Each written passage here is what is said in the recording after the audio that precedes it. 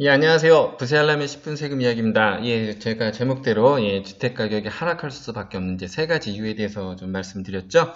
예, 그 내용에 대해서 오늘은 이제 일단 첫 번째 이유, 일단 내용을 좀 전반적으로 얘기하면 좀 길어지기 때문에 먼저 한번 다루어 보도록 하겠습니다. 일단 그 첫 번째 이유는 현실성 없는 가격, 그리고 과연 이 상승된 가격의 매도 주인공이 내가 될 수 있을까 하는 거로 제목을 잡았습니다. 자, 일단 내용을 한번 볼게요.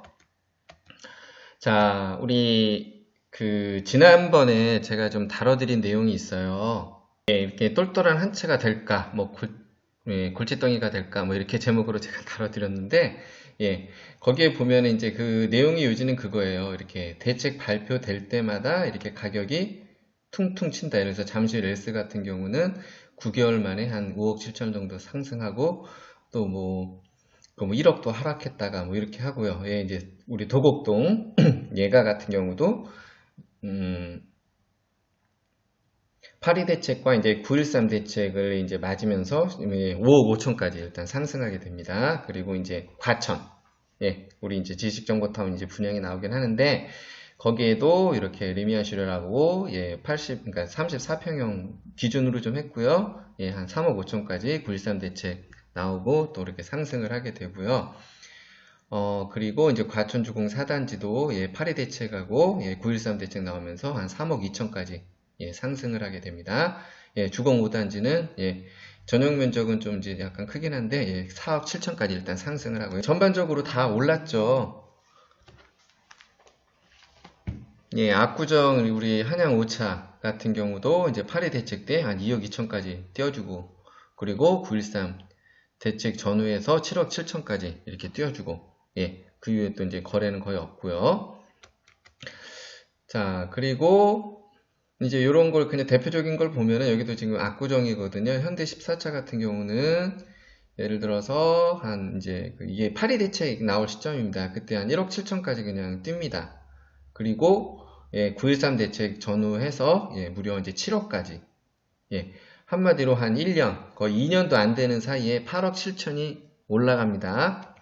그리고 우리 반포자이 한번 보면은 이거 다 34평형, 이게 일단 하나를 제가 대표적으로 잡았고요.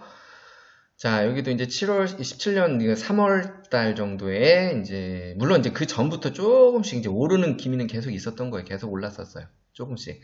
1억 5천을 이제 기준으로 했을 때 2017년 이렇게 8.2 대책 전후로 해서 한 3억 1천 정도까지 올라서 거래가 됩니다. 그리고 중중중중 오다가 또 이제 우리 9.13 대책이 나올 시점에 무려 요때 대비해서 6억 4천까지 더 상승된 금액으로 매매가 됩니다. 그리고 그 이후는 거래가 없다. 총 한 9억 5천이 올랐습니다. 자, 그러면은 일단 뭐 보시죠. 과연 이렇게 매수하신 분들은 예를 들어 이것도 30평대거든요. 물론 이제 재건축 뭐 이런 것도 있겠지만 뒤에 내용 나와요. 자, 이걸 과연 26억에서 어느 정도 가치를 봤을까요? 저는 좀 퀘스천입니다. 또 이건 23억, 34평형을 반포자에 이걸 샀던 분은 물론 이제 실거주 여러 가지 뭐 상징성 여러 가지 이유도 있겠지만 일반인들이 좀 보기에 만약에 여기서 23억 8천이다, 23억에 사서 과연 나중에 혹시라도 매도를 할 때 어느 정도를 가치를 보고 매수를 했을까 한번 좀 궁금한 좀 내용이고요. 그리고 지금 여기도 보면은 제가 이거는 이제 별도로 이제 다뤄드린 내용은 있는데, 지금 이게 레미안, 그러니까 서초동입니다. 레미안 STG라고 여기도 보면은 2017년 6월 달에 한 13억, 그 전부터 조금씩 이제 계속 올라오다가 13억이 어쨌든 거래가 됩니다. 그리고 나서 2018년 2월 달에 이제 9.13 대책, 이것 좀 전이죠. 이렇게 좀 일단 좀 거래되고, 일단 9.13 대책 나올 시점에 또 한 거의 19억 정도로 거래가 됩니다. 무려 이때는 한 이거 뭐 거의 1년? 예, 이 시기에는 뭐 1년도 안 됐죠. 예, 지금 몇 개월 만에 한 5억 6천이 뛴 금액으로 거래가 됩니다. 그리고 우리 압구정동 현대 8차 같은 경우도 보면은 쭉 오다가 제가 이제 요거를 올리는 이유는 자, 그 18년 이게 파리 대책 나올 쯤에 한 23억 3천 정도의 이제 9층에서 지금 거래가 돼요. 9층짜리가. 근데 물론 층수는 있지만은 예, 얼마 안 됐습니다. 2019년 2월 달에 자, 근데 이게 과연 이렇게 3억 차이가 몇 개월 만에 이렇게 나는 게 이게 뭐 어떤 표현을 쓰면 지금 고무줄도 아니고 예, 그렇죠? 예, 일단 이렇게 이제 거래가 된다는 거 예, 참고하시고 이제 이런 거래가 이제 가끔 이제 튀어나와요. 그러니까 조금 낮춰서 내려오는데 근데 이제 이게 얼마 전에 기사예요. 이게 4월 22일이에요. 22일 며칠 전이죠, 바로. 예. 근데 바닥 다진 후 가을 이사철 다시 이제 반등할 거라는 이제 전문가들 예, 의견들이 좀 나오네요, 또. 예. 과연 지금 물론 여기를 떠나서 전반적으로 예, 이렇게 벌써 이제 5억, 10억까지 올랐는데 예, 여기서 또 이 전문가분들은 또 얼마나 더 오를 거라고 과연 예상을 하시는지 예, 그것도 좀 한번 의문이고 또 대부분 기사가 자, 이렇게 떨어져도 대세 하락은 아니라는 거죠. 먼저 들어가기 전에 우리 조정 대상 지역이 왜 지정되는지를 볼게요. 예. 몇 가지 이유는 있지만은 예, 일단 이유 중에 몇 가지가 있어요. 이제 공통 요건은 일단 예, 소급해 3개월간 예, 상승률이 거의 이제 그러니까 물가 상승률이 1.3배 이렇게 초과한 지역은 이건 공통 요건이고 예, 선택적인 거는 그겁니다. 일단 그, 그 분양권 있죠. 이제 전매 거래량이 뭐 엄청나게 증가하는 거죠. 이게 이 얘기는 뭐냐면 뭐 실거주 목적보다는 예, 시세 차익 보고 사고 팔고 한다 이 의미고 그리고 시도별 주택 보급률 있죠. 또는 자가주택 비율이 전국 평균적으로 좀 이하라는 거죠. 예, 그러니까 보통 이제 거기 실거주 목적보다는 거기에 투자 어떻게 나쁘게 말하면 이제 투기 예, 그런 세력들이 좀 들어와 있다. 실거주보다는 계속 어쨌든 뭐 시세 차익을 보려고 하든 예, 이런 식으로 좀 돼 있다는 거죠. 물론 뭐 일수주택, 이주택 이런 분들도 있을 순 있겠지만 예, 이거는 그냥 그 나라에서 우리 바로 뭐 지정하는 것보다는 여기 지자체 의견하고 예, 이런 거 검토를 다 거친 후에 예, 지정이 된다는 겁니다. 일방적으로 국토부 장관이 지정하는 건 아니라는 거예요, 일단.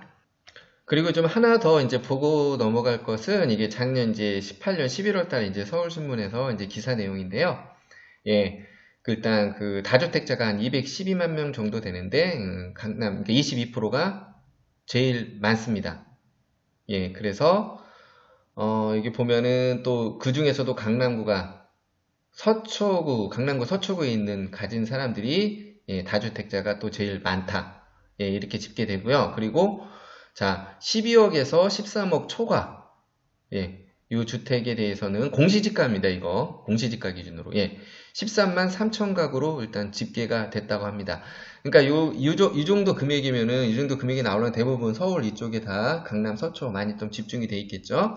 예, 일단 참고로 이거 보시고. 일단 이제 보고 넘어갈 내용은 우리 이제 파리 대책, 예, 나오고 이제 9.13 대책 나오면서, 예, 엄청나게 이제 그거를 이제 기점으로 해서 오르기 시작하죠. 그런데 이제 언론에서 예, 일단 이제 이런 이제 양도세 중과나 이런 것 등의 이유로 이제 집값이 오를 수밖에 없는 이유에 대해서 왜냐면은 예, 이제 뭐 중과되기 때문에 주택을 내놓지 않는다. 뭐 이런 근거로 해서 오를 수밖에 없다. 예.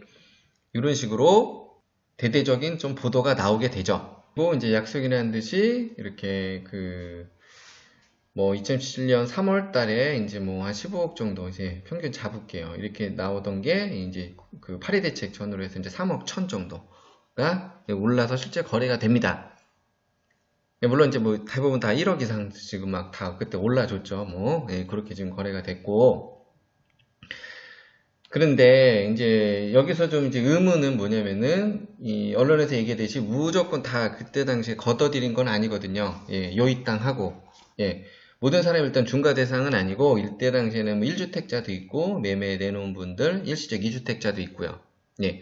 그런데 이분들은 지난 영상에도 제가 달아놨지만 이상한 경험을 하는 거죠. 예를 들어서 본인은 8억에 내놨는데 아침에 일어나 보니까 한 10억에 거래됐다는 거예요. 예. 예, 여기서는 보면은 그러니까 일시적 2주택자도 있을 거고 한데 그때 당시에 무조건 매물을 싹 걷어들이고 이렇게 하나같이 다 이렇게 막 3억 이상 올려서 내놓지는 않았을 거라는 거거든요. 실제 뭐 그런 상황이고 그런데 어쨌든 이상하게 이제 뭐 그러니까 본인분이 내놓은 것보다 높게 지금 매매가 되는 거죠. 예. 매매가 되니까 당연히 이렇게 높게 매매가 되는데 당연히 높여서 다시 내놓을 수밖에 없는 이제 케이스로 가죠. 이분들이 높였다기보다는 제가 볼 때는 다른 데서 그렇게 팔렸대는데 예. 그러니까 당연히 이렇게 원래 8억에 내놨다가 10억에 내놓을 수밖에 없는 이제 그런 구조가 되겠죠. 자, 근데 이제 여기서 이렇게 이제 오를 수밖에 없다 이렇게 얘기했는데 그러면 이제 역으로 따지면은 일단 중가가 풀리고 하면은 이제 막 매물 내놓을 거 아닙니까? 그렇죠. 그러면 매물을 내놓게 되면은 예. 그럼 이 당시에 이 가격으로 예를 들어서 그 매수한 사람은 예. 어떻게 보면은 이때 매물이 많이 나오니까 가격이 더 떨어지지 않겠습니까? 그러면 그냥 예. 단편 논리로만 보면은 예. 그러면 이런 분들 어떻게 보면 좀 손해가 되겠죠. 예, 여기는 제가 이 정도 내용으로만 일단 하고요. 그리고 이제 재밌는 형사는 제 요 부분입니다. 자, 9.13 이제 부동산 대책이 나올 때, 예, 우리 그 서울 지역은 다 그랬어요. 전반적으로 다.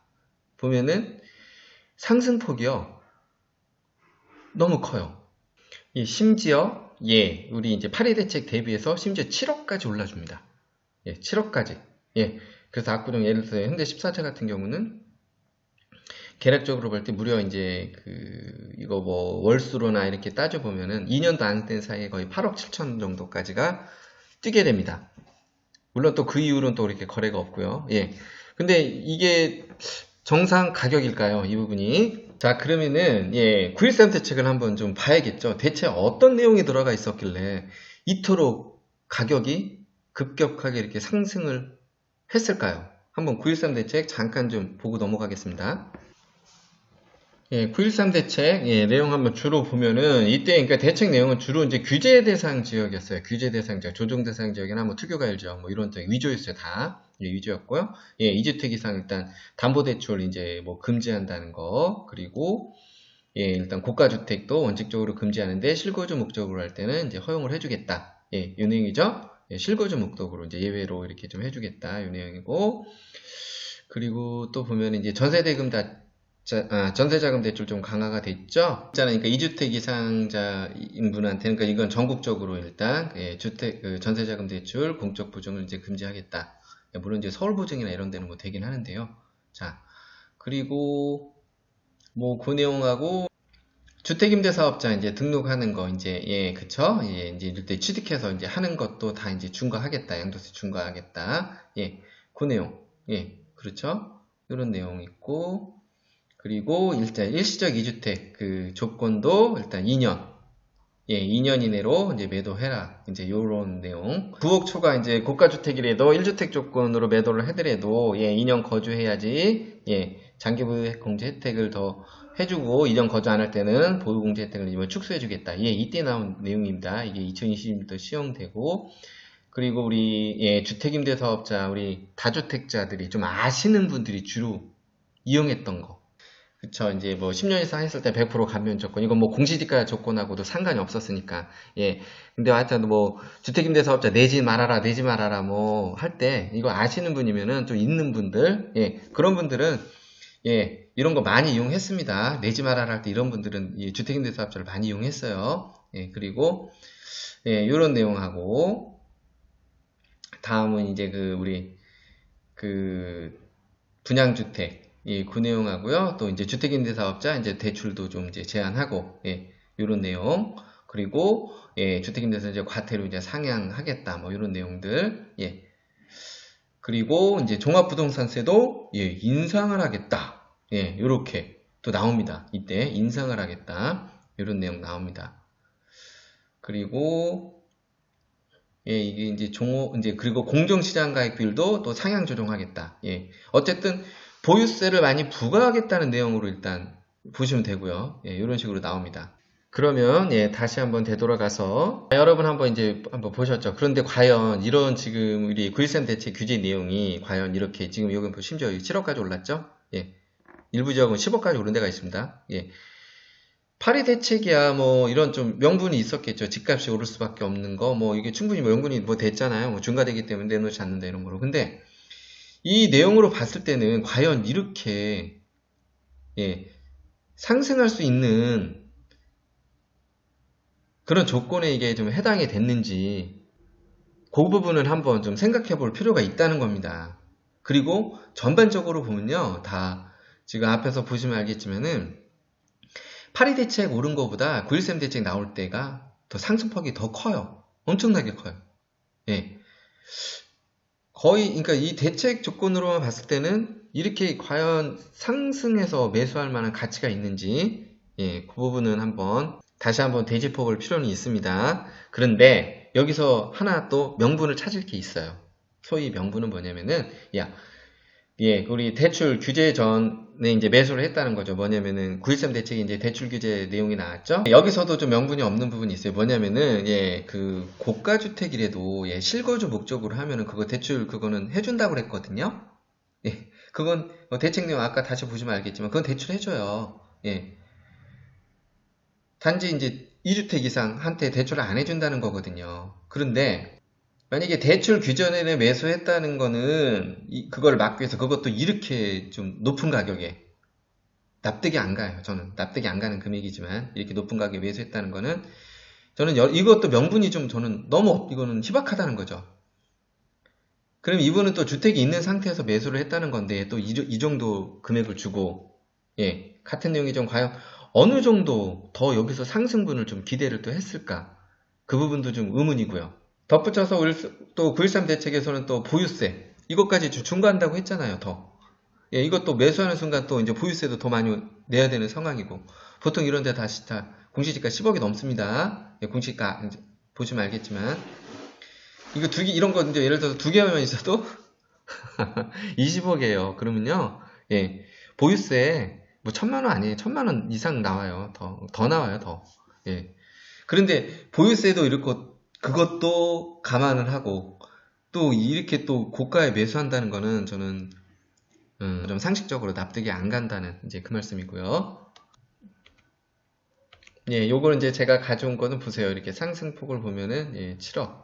예, 여기서도 예, 어쨌든 전반적으로 2017년 2월부터 이제 대책 나오는 요거 내용으로 인해서 예, 9억 5천까지 이건 뭐 8억 7천까지 예, 요렇게 양상을 보입니다. 서울주택. 그러니까 함부로 매수하지 마세요. 추격 매수 금지입니다. 금지. 제가 금지합니다. 이 앞에서 이제 재건축 제가 이제 뭐 잠깐 언급을 했는데 여기서도 보면은 그 서초 현대 여기 이제 뭐 재건축 뭐 이슈가 있긴 한데 여기도 보면은 9.13 대책 나오면서 이거 보세요. 이거 7월이거든요. 예, 9월. 예, 무려 1억 6천을 더 주고 매수가 됩니다. 예, 재건축의 성격을 알면은 이 금액으로 샀다고 해서 이거 전혀 인정되는 게 아니에요. 일단 감정평가를 받게 되고 예, 그 감정평가에서 만약에 또 분양가가 나오잖아요. 뭐 조합원 분양가든. 그러면 거기서 예, 내가 돈을 더 주고 샀다고 해서 이걸 다 인정해 주는 게 아닙니다. 예, 감정평가 금액에서 추가 분담금을 더 내는 구조거든요. 예, 오히려 어떻게 보면은 일반 분양 받는 것보다 더 비싸게 할 수 있는 구조도 되는 거예요. 돈을 내고. 예, 지금 그 구조인데 어쨌든 이런 현상이 예, 발생됐다. 그리고 작년에 그 하나 이제 좀 그 지켜볼 그 기사 내용은 이거는 보니까 뭐 여러 가지 그때 뭐 국회의원들부터 해서 뭐 이런 한번 쳐보세요. 상이자. 이거 지금 쭉 나와요. 자, 우리 다주택자 10명이 보유한 주택이 3,700채랍니다. 10명입니다. 10명이. 우리나라. 통계입니다.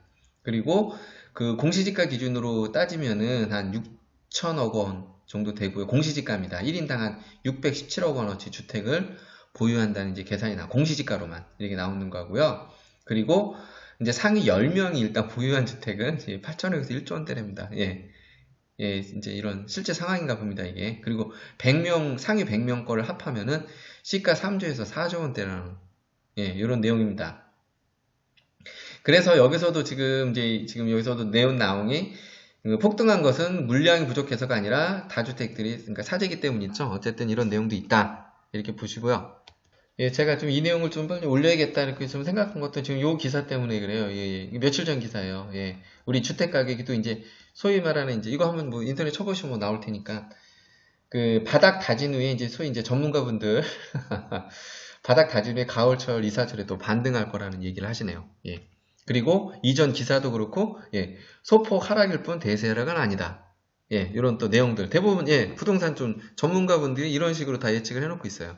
또 하락 추세는 아니다. 이런 내용이 있습니다. 그러면은 예, 제가 좀 반문하고 싶은 거는 그러면은 지금 아까 그 대책 퉁퉁 치면서 나온 5억에서 10억 가까이 오른 가격이 과연 정상 가격으로 오른 건지 한번 이분들 의견을 한번 좀 듣고 싶고요. 그게 예를 들어서 어떤 일부 지역은 충분히 가능성이 어떤 호재 있지 않습니까? 뭐 진짜 뭐 거기 바로 뭐 지하철이 생긴다든가 막 여러 가지 호재 있으면 모르는데 이거는 전반적으로 다 그냥 대책 나오자마자 퉁퉁 친 거거든요.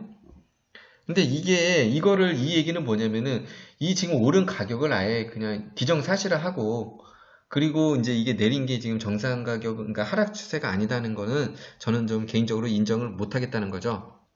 그리고 또한 이제 제가 이제 중간층이라고 표현했는데 이분들은 본인이 원하든 원하지 않든 어쨌든 주택 가격이 올라준 거예요. 예, 좋죠. 그리고 자, 우리 그 주택 가격 그 상승 그 대상자분들은 예, 일단 본인 입장일 때 그리고 이제 당연히 이제 인정하기 싫겠지. 일단 오른 상태인데 예, 인지상정이죠. 그런데 일단은 근데 그러면 이제 그냥 예, 있어도 되실 텐데 이걸 또 이제 반등이 된다는 또 기사 이런 거를 저는 쓰는 게 이게 과연 현 시점에서 그 적합한 기사 내용인지 예, 이제 그게 좀 의문이라는 거고요. 그리고 과연 이분들은 반등해서 또 상승할 거라고 이제 보는 것 같은데 과연 어떤 근거에서 어느 정도 또 상승 여력이 있는지 이제 그거를 좀 알고 싶은 거고요. 그리고 이게 의견 중에서 대부분이 다 이제 뭐 반등할 거라는 거고 그 중에 한 분은 뭐 거래 절벽 상황에서 언급은 부적절하다. 이 부분 그나마 조금 이제 예, 현실성 있게 좀 답변을 주실 것 같긴 하고. 야, 이게 지금 가정이 될 수도 있는 거고요. 개인적으로 좀 합리적인 의심입니다. 합리적인 의심. 예, 그렇게 봐야죠. 사실관계는 틀릴 수가 있습니다. 먼저 전제로 하고 갑니다. 이분들이 만약에 그 고가 매수를 주도했다. 예, 그렇게 한번 좀 생각을 해보는 겁니다. 물론 이분들이 다 아닐 수도 있지만은 이분들 따라서 추격 매수도 했던 분들도 물론 같이 포함이 될 수 있겠죠. 정확히 상황을 인지 못하고 주위에서 오른다 하니까.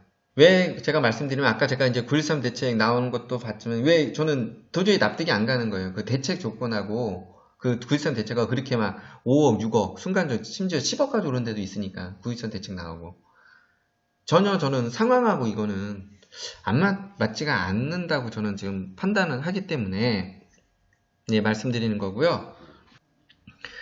그리고 만약에 이제 이런 상황이 나왔을 때, 자, 제일 이제 신날 때가 어디죠? 우리 건설 분양사죠? 예, 건설 분양, 아, 제가 사사라고 했네. 예, 예, 따봉이죠, 따봉. 건설 분양사 월수근하죠. 야, 이렇게 상승해 주니까, 예, 분양가도 뭐 적당히 높여도, 예, 뭐 시세 차익, 뭐 로또 분양 얘기 나오면서 충분히 재미도 보는 거죠. 그리고 이렇게 되면서 상승했던 이해관계자들, 예, 좀 여러분이 될 수 있겠죠. 제가 이거는 공란으로 뒀습니다. 여러분이 한번 그냥 생각해 보세요. 여러 사람들이 있을 수 있습니다. 이해관계자들이. 예, 이거로 인해서. 그리고, 자, 그 언론에서도 일단 또 같이 받쳐주고, 뭐, 제가 말씀드린 당연히 오를 수밖에 없다. 이런 거, 근거, 이런 내용들 다 해주고, 예, 당연히 오르는 것처럼 언론에서 계속 받쳐주고 있고, 그리고 또한 지금 또 받쳐주는 게 있잖아요. 지금 반등이 될 거다. 또 이렇게 또 얘기해줘. 이렇게 오른 상태에서도 또 이제 하락세는 아니다. 지켜주고 있잖아요, 지금. 현재. 그쵸? 그, 오른 금액을 그냥 제가 말씀드린 비합리적으로 오른 금액을 계속 받쳐주고 있죠, 언론에서. 그리고, 예, 부동산 담합. 제가 이제 들러리 역할이라고 했는데, 부동산 담합에 대해서 이거 뭐 제가 하는 얘기가 아니고요. 그냥 인터넷 네이버나 한번 쳐보세요. 쫙 나옵니다. 담합 관련된 내용들. 예. 우리, 그러니까 아파트 단지들, 예, 나옵니다. 쭉. 자, 그런데 저는 이 부분들이 있는 분들이 예, 메인층이 아니고 중간층이 될 수도 있거든요. 근데 좀 이게 지금 거부감을 느끼실 수도 있을 것 같아요. 이거를 듣는 분이시면은. 오히려 이제 이런 분들이 들러리 역할만 해주는 건 아닌가. 일단 그 얘기고요. 그 이유는 뭐냐면은, 자, 이분들은 지금 이렇게 올려놓은 상태에서 충분히 가능성 있는 얘기예요. 그러니까 집값 이제 상승이 됐잖아요. 이분들은 아마 차익을 실현하고 이제 쑥 빠질 거예요. 전 그렇게 봐요. 쑥 빠질 건데, 그러면 이 반문을 좀 제기하겠죠. 그냥 제가 예를 가져오는 겁니다. 예를 드는 거예요. 만약에 요거 볼게요. 지금 이 금액이 쭉 올라줬잖아요. 근데 이제 9억 6천에, 만약 이번 뭐 12억짜리인데 보세요. 예, 15층인데 9억 6천에 팔렸어요. 9.13 됐을 때 12억까지 가던 게, 매도됐던 게 9억 6천. 예. 벌써 여기서도 엄청 차이 나죠? 몇 개월 만에? 이거 몇 억이 떨어져요? 3억이 떨어졌나요? 예, 2억 4천? 예.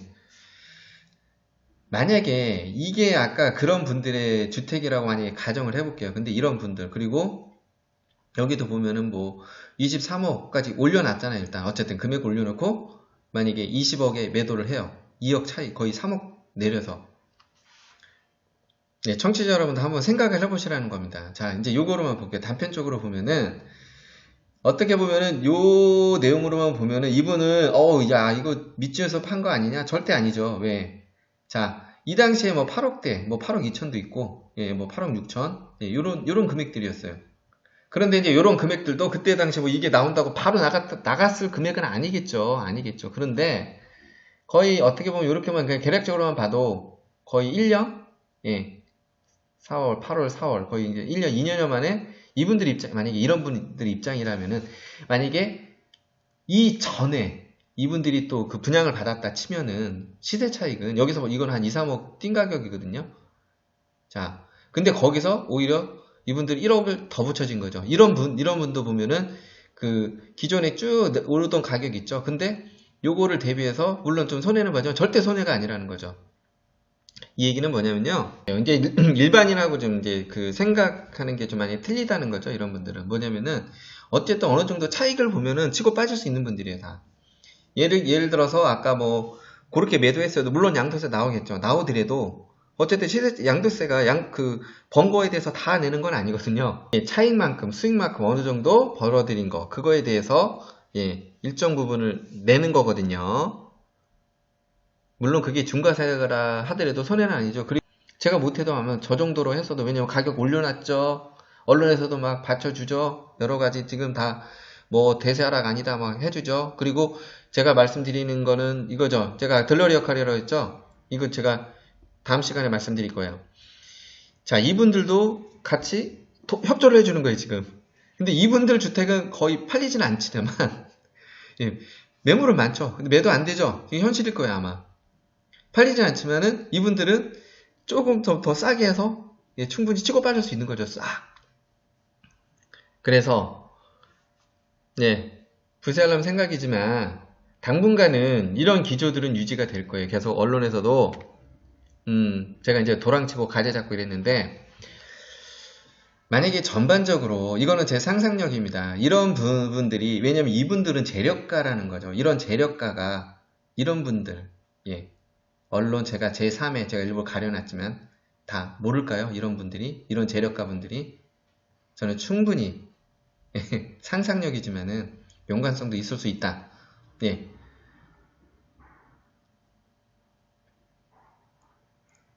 그래서 제가 이제 도랑치고 가재 잡고 누이 좋고 매배 좋고 매부 좋고 꼭 먹고 알 먹고 예, 복합적으로 예, 분리할 게 없는 상황이라는 거죠. 그래서 일단 제가 그래서 그런 거예요. 예, 당분간 이거 기존은 계속 주택 가격이 떨어지더라도 예, 어느 정도 계속 유지는 해줄 거예요. 언론에서도 받쳐줄 것 같고요. 어떤 식으로 지금 이런 것처럼 예, 또 반등할 거라는. 그리고 대세하락 아니다. 예. 제가 말씀드리는 뭐 1, 2년 사이에 5억, 10억 이거 오른 게 그게 과연 정상 가격인지 계속 제가 말씀드리는 거예요.